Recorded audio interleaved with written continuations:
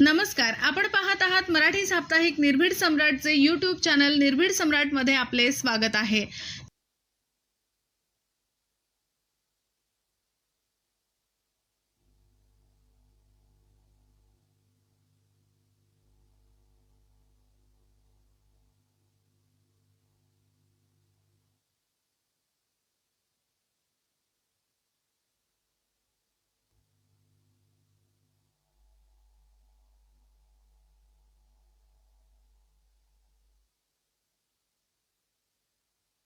सुरू होण्यापूर्वी आम्ही तुमचे मुद्दे समजून घेऊ, ते योग्य वाटले तर आम्ही लागू करू। पण दुर्दैवाचं आम्ही उपोषणातून उठलो असलो तरी त्याबद्दलची बैठक या अधिवेशनाच्या आधी झाली नाही।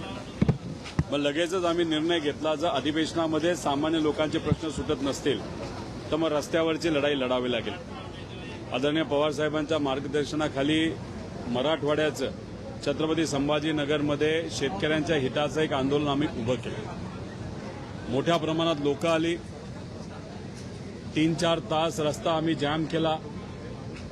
सरकारमध्ये असणारे नेते महाजन साहेब हे सातत्याने आमच्या संपर्कात होते। त्यांनी शब्द दिला होता की गेल्या वेळेस आम्ही शब्द देऊन बैठक झाली नसली तरी आता आम्ही शब्द देतो की बैठकीला आम्ही तुम्हाला नक्कीच बोलवू। आणि आज दुपारी आमची बैठक ही मुख्यमंत्री साहेबांबरोबर झाली। महाजन साहेब तिथं होतेच, त्याच्याचबरोबर जितेंद्र आव्हाड साहेब त्या बैठकीला होते, विजयभाऊ वडेट्टीवार साहेब होते, संदीपभाऊ क्षीरसागर हे तिथेही होते आणि आंदोलनात सुद्धा उपस्थित होते। राजूभाऊ खरे असतील, अभिजितभाऊ पाटील असतील, कैलासभाऊ पाटील जे धाराशिवचे आमदार आहेत ते तिथं होते, अनिकेतभाऊ देशमुख, असे आम्ही सर्वजण तिथं बसलो, चर्चा केली। चर्चा कशावर केली तर पुण्यश्लोक अहिल्यादेवी होळकरांच्या नावाने जी कर्जमाफीची योजना या सरकारने आणली त्याच्यामध्ये 2019ची अट जी टाकण्यात आलेली ती काढण्यात यावी अशी विनंती त्यांना केली। 50,000चं लिमिट जे लावलं गेले ते तुम्ही काढून 2 लाखापर्यंत ते करावं।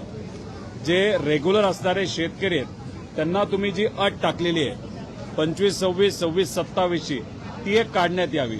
आणि बऱ्याच ठिकाणी बऱ्याच जिल्ह्यांमध्ये 2024ला बँकेंनी मुद्दामून शेतकऱ्यांना सांगून आणि शेतकऱ्यांनी बाहेरून पैसा घेऊन काही प्रमाणात कर्ज हे रेग्युलर केलेलं आहे आणि ते कर्जमाफीमध्ये सुद्धा बसत नाही आणि प्रोत्साहनमध्ये सुद्धा बसत नाही। असे अनेक विषय हे रेग्युलर असणाऱ्या शेतकऱ्यांचे पण आणि कर्ज ज्यांचं थकले त्या शेतकऱ्यांचे आम्ही तिथं मांडले। 36 लाख शेतकऱ्यांचा मुद्दा आहे असं आम्ही त्यांना समजून सांगितलं। त्याच्याचबरोबर जे पीक विमा योजना पूर्वी जे 4 ट्रिगर होते ते जे तुम्ही काढले त्यामुळे शेतकऱ्यांवर जो अन्याय होता, जसं 2025ला अतिवृष्टी जी झाली होती त्यात शेतकऱ्यांचं नुकसान झालं, तुम्ही शब्द देऊन सुद्धा विमा कंपन्यांनी शेतकऱ्यांना मदत केली नाही। त्यामुळे या 3-4 मुद्द्यांवर आमची चर्चा झाली। चर्चा होत असताना अर्धा तास चर्चा झाली, त्यात त्यांनी त्यांची बाजू मांडली। अधिकाऱ्यांनी त्यांना जे सांगितल्या गोष्टी ते त्यांनी सांगितल्या, पण आम्ही त्यांना सांगितलं की आमच्याकडे सुद्धा आकडे आहेत, त्यामुळे आमच्या आकड्यानुसार 70% शेतकऱ्यांवर अन्याय होणार आहे। जसं सोलापूरमध्ये 70% शेतकरी हे या लाभापासून वंचित राहत आहेत। हे सगळं ऐकल्यानंतर त्यांनी एवढंच सांगितलं आणि ते महत्वाचं आहे की परदेशी समिती ज्यांनी या अटी टाकल्यात पुढच्या आठवड्यामध्ये त्यांच्या समोर जाऊन त्यांच्याबरोबर चर्चा ही केली जावी। ती बैठक ते लावतील। आमचे नेते व सर्व आमदार हे आम्ही त्या परदेशी समितीच्या समोर जाणार आहोत। आमच्याकडचे आकडे त्यांना तिथं आम्ही मांडणार आहोत। समिती या बाबतीत सकारात्मक असेल अशी आमची अपेक्षा आहे। पण मुख्यमंत्री साहेबांनी एक महत्वाची गोष्ट सांगितली, आम्ही त्यांना एवढंच सांगितलं होतं शेतकऱ्यावर अन्याय झाला नाही पाहिजे आणि त्यांनी ते मान्य केलं, शेतकऱ्यावर अन्याय होणार नाही अशी आमची भूमिका आहे। आणि चर्चा केल्यानंतर म्हणजे समितीबरोबर चर्चा केल्यानंतर आमचे आकडे योग्य असतील, जे आम्हाला माहिती ते योग्य आहेत, तर नक्कीच बहुतांश शेतकऱ्याला न्याय देण्याची भूमिका या सरकारची असल्यामुळे त्या समितीच्या समोर जी चर्चा होईल त्यात जे आकडे आम्ही टाकू आणि आमचे आकडे सिद्ध झाले तर हे सरकार या अटी काढतील अशी आमची अपेक्षा आहे। त्यामुळे पुढच्या आठवड्यात परदेशी समितीसमोर आम्ही जाऊ, चर्चा करू, त्याच्यात चर्चा आल्यानंतर आमचे मुद्दे, आमचे आकडे हे तिथं आम्ही मांडू आणि मग समिती मुख्यमंत्री साहेब आणि आम्ही परत एकदा बैठक करू आणि बैठक झाल्यानंतर आकडे मान्य झाले नसले, समजा आम्ही दिलेले आकडे हे योग्य असताना सुद्धा सरकार ते मान्य करत नसेल तर मग आम्हाला पर्याय राहणार नाही. लोकांच्या वतीने लढत असताना ऑगस्ट महिन्यामध्ये आम्हाला विदर्भाचं एक मोठं आंदोलन तिथं उभं करावं लागेल. आमची अपेक्षा आहे आणि आम्हाला विश्वास आहे काही प्रमाणात चर्चा झाल्यानंतर हे सरकार 100% शेतकऱ्याला न्याय देईल असं आम्हा सगळ्यांना त्या ठिकाणी वाटतं. आणि हे होत असताना अजून एक महत्वाचा मुद्दा त्यांच्या समोर आम्ही विद्यार्थ्यांचा मांडला. जे एमपीएससी देणारे विद्यार्थी आहेत, पूर्वी ओएमआरच्या अंतर्गत ते परीक्षा देत होते.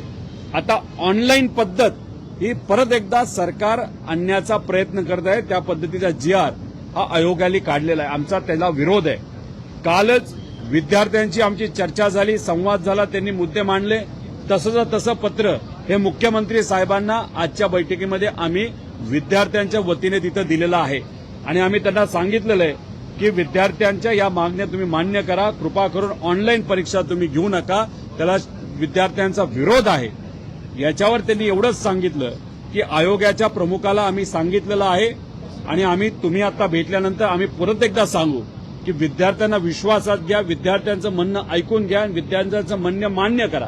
त्यामुळे विद्यार्थ्यांचं म्हणणं आहे ऑनलाईन परीक्षा घेऊ नका, ओएमआरच्या अंतर्गतच ती परीक्षा घेण्यात यावी. त्यामुळे आम्ही सुद्धा आयोगातल्या प्रमुखांना तिथं भेटू. त्यामुळे ऑनलाईन परीक्षा जर 12 जुलैपर्यंत ही कॅन्सल झाली नाही तर त्या विद्यार्थ्यांसाठी सुद्धा एक मोठं आंदोलन येत्या काळामध्ये आम्ही उभं करू असं सुद्धा आम्ही सीएम साहेबांना त्या ठिकाणी सांगितलेलं आहे. दादा, सगळ्यात महत्वाचा बाब आहे की एमपीएससीचं म्हणणं आहे, मात्र सगळ्याच परीक्षा ऑनलाईन करण्याचं धोरण आता सरकार आणून पाहत आहे. टीईटीच्या बाबतीत आज सभागृहामध्ये देखील अशा पद्धतीची माहिती दादा भुसे यांना दिली. भुसे साहेब जे सांगतायत की टीईटी परीक्षा याच्यामध्ये जो काय पेपर फुटलेला आहे, आता आम्ही निर्णय घेतो ऑनलाईन जाण्याचा. एक तर ऑनलाईन परीक्षेलाच आमचा तिथं विरोध आहे. त्याच्यामध्ये मोठ्या प्रमाणात भ्रष्टाचार होतो, मॅन्युप्युलेशन 100% तिथं होतं आणि कुठल्याही ऑनलाईन परीक्षेला विद्यार्थ्यांचा तिथं विरोध आहे. पेपर फुटला हे नक्की आहे, पण मग आम्ही असं समजायचं का विद्यार्थ्यांकडे 1000 रुपये घेता यावे, त्यात नफाखोरी व्हावी आणि पेपर अजून एकदा फोडता यावा, यासाठी टीईटी परीक्षेतला पेपर मुद्दामून फोडला आणि त्याची चर्चा घडून आणली जेणेकरून टीईटीची परीक्षा सुद्धा ऑनलाईन घेता यावी. असं काय आहे का? त्यामुळे भुसे साहेबांनी सांगत असताना त्यांनी जो युक्तिवाद केला तो पूर्णपणे चुकीचा युक्तिवाद आहे. विद्यार्थ्यांचं मत आहे ऑनलाईन तुम्ही तिथं पेपर घेऊ नका, ऑफलाईनच घ्या. पण ऑफलाईन घेत असताना पेपर फुटला नाही पाहिजे याची दक्षता तिथं घ्या. एमपीएससीचा गेल्या 20-25 वर्षामध्ये एकदा सुद्धा पेपर फुटलेला नाही. सगळे पेपर हे ऑफलाईन असतात. मग ऑफलाईन घ्यायला काय हरकत आहे? त्यामुळे हे जे काय भ्रष्टाचार पेपर फुटीच्या बाबतीत तिथं होतोय हा अन्यायकारक आहे सामान्य विद्यार्थ्यांवर. म्हणून 6 तारखेला सोमवारी छत्रपती संभाजीनगरमध्ये काही विद्यार्थी आणि काही संस्था चालक तिथं एक मोठं आंदोलन उभं करत आहेत टीईटी पेपर फुटल्याच्या बाबतीत आणि त्या आंदोलनामध्ये आम्ही सुद्धा विद्यार्थ्यांचा कार्यकर्ता म्हणून त्या आंदोलनामध्ये सहभाग तिथं घेणार आहोत.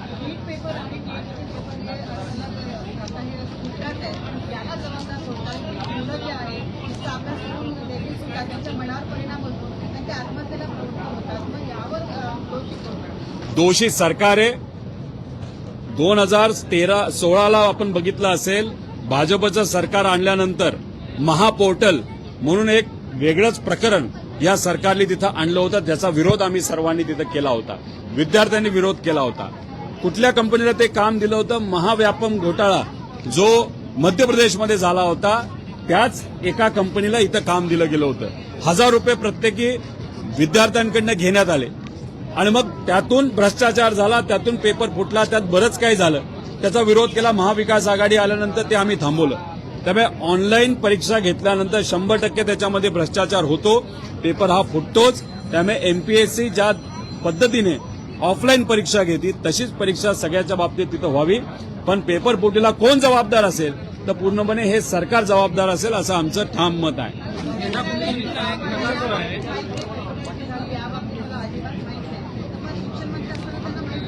शिक्षण मंत्री साहेबांना जर माहीत नसेल पेपर फुटला तर ह्याच्यापेक्षा दुसरं कुठलं दुर्दैव आपल्याला म्हणावं लागेल. भुसे साहेब चांगला आमदार आहे, त्यांच्याबद्दल मी काय बोलणार नाही.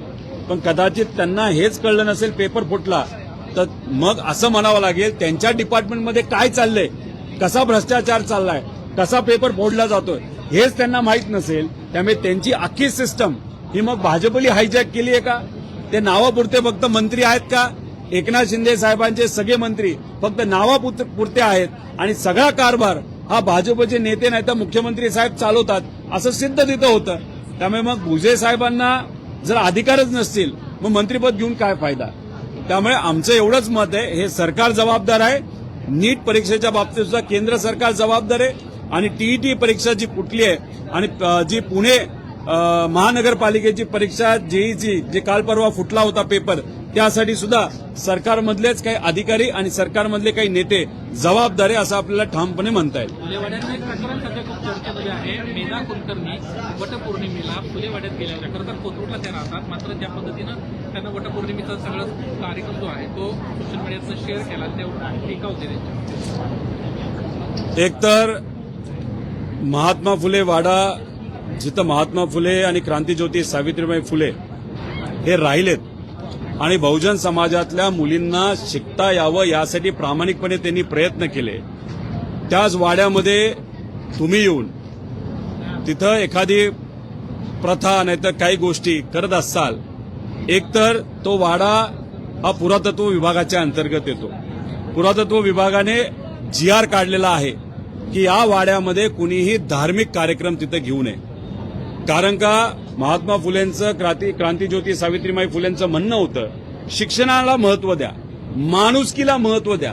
या प्रथा परंपरा ह्या नंतर येतात आणि मग इथे तुम्ही शिक्षणाला बाजूला ठेवता आणि वेगळंच काहीतरी तिथं रील व्हावी, प्रसिद्धी व्हावी, चर्चा व्हावी, नाहीतर महात्मा फुलेंचा आणि क्रांतीज्योती सावित्रीबाईंचा जो खरा विचार आहे तो कुठेतरी अप्रत्यक्षपणे दाबण्याचा प्रयत्न हा मेधा कुलकर्णी मॅडमनी केला असं आपल्याला तिथं म्हणावं लागेल. त्यामुळे GR हा त्यांना माहीत नव्हता का? आणि माहीत असताना सुद्धा त्यांनी तिथं व्हिडिओ काढला असेल तर मग हा सत्तेचा अहंकार आहे हे कुठेतरी त्या ठिकाणी आपल्याला म्हणावं लागेल.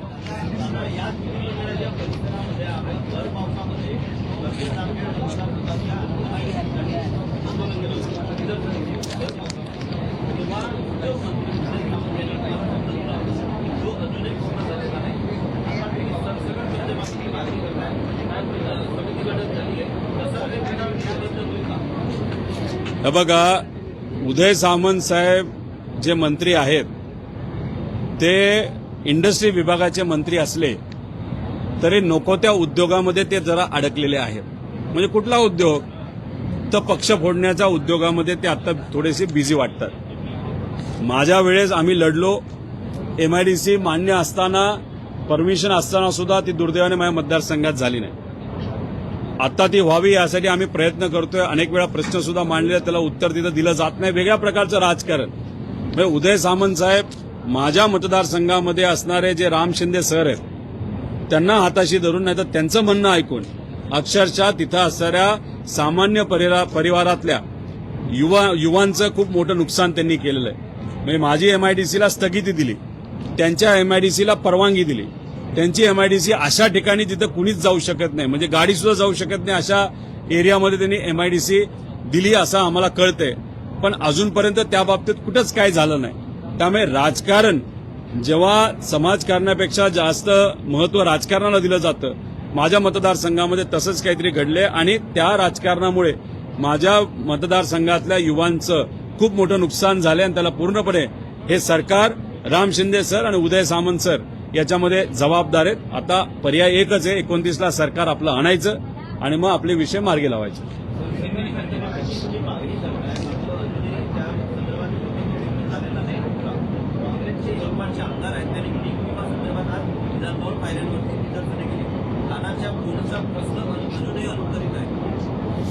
सरकार काय करते? मोठ्या प्रोजेक्टवर पैसा खर्च करते, त्यातून भ्रष्टाचार करते, बाकी यांना काही करत नाही. गुजराती काही कंपन्या आहेत आणि काही आंध्राच्या कंपन्या आहेत, त्यांना मोठे मोठे कॉन्ट्रॅक्ट द्यायचे, त्यातून भ्रष्टाचार करायचा. हेच या सरकारचं कुठेतरी ध्येय दिसतंय. त्यामुळे बऱ्याच प्रमाणात आपण बघितलं तर अशा अनेक योजना आहेत त्याला निधी सरकारकडनं दिला जात नाही.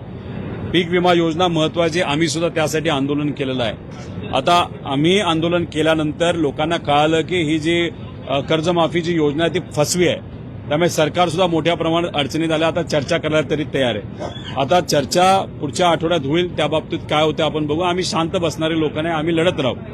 आता बरेच आमदार आपापल्या मतदारसंघातले विषय इथं मांडतायत. मी सुद्धा अधिवेशनामध्ये तिथं बोलणार आहे. रस्त्यावरची लढाई करून आता आम्ही अधिवेशनात आलेलो आहे. त्यामुळे अधिवेशनामध्ये सुद्धा आम्ही आमची लढाई काय तिथं थांबवणार नाही. त्यामुळे या सरकारच्या चुका लोकांसमोर कशा येतील यासाठी मीडिया म्हणून तुम्ही आणि अधिवेशनामध्ये आम्ही अशा पद्धतीने आपण एकत्रित काम केलं तर नक्कीच लोकांना न्याय देण्यामध्ये मदत नक्की होईल असं आम्हाला वाटतं. सचिन अहिर यांना उपसभापती पदाची शपथ घेतलेली आहे. आज उपसभापती पदावरती आज विराजमान झालेले. खरं तर ते तुमच्यासोबत अनेक वर्ष त्यांचं काम केलेलं आहे. त्यानंतर सेनेत गेले, तर सेनेलाही सुट्टी दिली आणि आता एकनाथ शिंदेसोबत गेले. सचिन भाऊ आहेर असं काहीतरी करतील असं मला कुठेच वाटलं नव्हतं. आणि कदाचित उद्धव ठाकरे साहेबांच्या पक्षातल्या नेत्यांना सुद्धा हे सरप्राईज असू शकतं. अचानकच ही घटना तिथं घडली. आता एक नेता जो पूर्वी आमच्या पक्षात होता, नंतर उद्धव ठाकरे साहेबांकडे गेला, आता एकनाथ शिंदे साहेबांकडे जर गेला असेल तर म्हणजे कपडे बदलण्यासारखी जर आपण विचार आणि भूमिका बदलणार असू तर मग लोकांचा नेत्यांवरचा विश्वास हा उडून जाऊ शकतो. त्यामुळे याच्या आधी आपण बघितलं असेल की पक्ष फुटला, नेते फुटले, आमदार फुटले, खासदार फुटले, आपली तिजोरी लुटली, मंदिरं आता लुटायला लागले. तर कुठं ना कुठंतरी सामान्य लोकांचा जो धीर आहे तो सुद्धा आता सुटेल अशी आपल्याला अपेक्षा करावी लागेल. जेव्हा लोकांचा धीर तुटेल नाही तर सुटेल आणि लोक रस्त्यावर त्या ठिकाणी येतील तेव्हाच परिवर्तन हे होऊ शकतं. आणि तेव्हा जेव्हा परिवर्तन होईल तेव्हा जे कोणी प्रस्थापित आहेत, घराणेशाहीवाले लोक असतील, ज्या लोकांसाठी लढत नाहीत, फक्त सत्तेत लाचारी स्वीकारून गेलेले आहेत, त्यांना लोक नाकारतील आणि नवीन चेहरे येत्या काळामध्ये आपल्याला पुढे येताना बघायला मिळतील. पुणे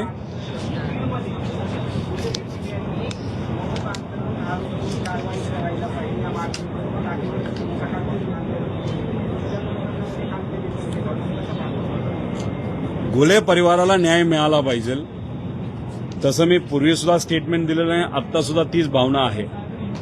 कुठल्याही व्यक्तीला जर दुसरा व्यक्ती मारत असेल तो मारणारा व्यक्तीला न जात असतो न धर्म असतो, तो शेवटी गुन्हेगार असतो. गुन्हा तिथं घडलाय, घुले परिवारावर तिथं अन्याय झालाय, घुले परिवारावर न्याय मिळालाच पाहिजे. तसंच महादेव मुंडेंना न्याय मिळाला पाहिजे, संतोष देशमुखांना न्याय मिळाला पाहिजे. पण न्याय देत असताना कायदा व सुव्यवस्था योग्य पद्धतीची राहावी याची पूर्णपणे जबाबदारी ही सरकारची आहे. आणि मग कुठलंही एखादं प्रकरण घडल्यानंतर शहानिशा करणं ही सुद्धा जबाबदारी पोलीस प्रशासनाची आहे. पण हे सगळं होत असताना जर मुद्दामून एखाद्या परिवारातल्या व्यक्तीचं नाव घेतलं जात असेल, त्याच्याभोवती राजकारण केलं जात असेल, ते सुद्धा तिथं योग्य नाही. त्यामुळे याच्यात राजकारण न आणता घुले परिवाराला न्याय कसा मिळेल याची भूमिका, कारण शेवटी सत्ता भाजपची आणि महायुतीची आहे. आणि मग सत्ता महायुतीची आणि भाजपची असेल, होम डिपार्टमेंट भाजपचं आहे, देवेंद्र फडणवीस साहेबांचं आहे, पोलीस डिपार्टमेंट त्यांना रिपोर्ट करतं. मग जर काही लोकांची भावना अशी असेल की त्यांना न्याय मिळत नाही, मग पोलीस डिपार्टमेंट कुठेतरी कमी पडलं असं आपल्याला म्हणावं लागेल. पण याच्यात अजून एक महत्वाची गोष्ट आपल्याला समजून घ्यावी लागेल की काही लोक राजकीय दृष्टिकोनातून जे तिथले खासदार आहेत त्यांच्या मुलाचं नाव तिथं घेत आहेत. मुलगा हा तिथं कोऑर्डिनेट करतोय, कोऑपरेट करतोय, पोलिसांना जाऊन भेटतोय, पोलिसांना सहकार्य तिथं करतोय. याच्यात महादेव मुंडेंच्या बाबतीत बघायला गेलो तर कुणी मर्डर केला हेच अजून लोकांना माहित नाही. संतोष देशमुखांच्या बाबतीत सुद्धा आपण जर बघितलं, एक मारेकरी जो आहे ना, तो जो जबाबदार आहे तो अजून कोणाला सापडत नाही. पण घुले यांच्या प्रकरणामध्ये 10च्या 10 लोक ते तिथं होते आणि ज्यांनी मर्डर केला त्यांना ताब्यात घेतलेलं आहे. त्यामुळे गुन्हेगार हे ताब्यात घेतले आहे. आता न्याय देण्याची जी काही पुढची पायरी आहे ती न्याय व्यवस्थेची आहे, नाहीतर कोर्टाची, असं आम्हाला सगळ्यांना तिथं वाटतं. तरी सुद्धा पोलीस प्रशासनाने कुठेही कमतरता ठेवली नाही पाहिजे अशी आमच्या सगळ्यांची भूमिका आहे. देखो, कुछ दिन पहले किसानों के हित के लिए जो इस सरकार ने कर्ज माफी डिक्लेयर की है, उसमें जो कंडीशंस थी वो कंडीशन निकालने के लिए हमने 2 आंदोलनें की थी.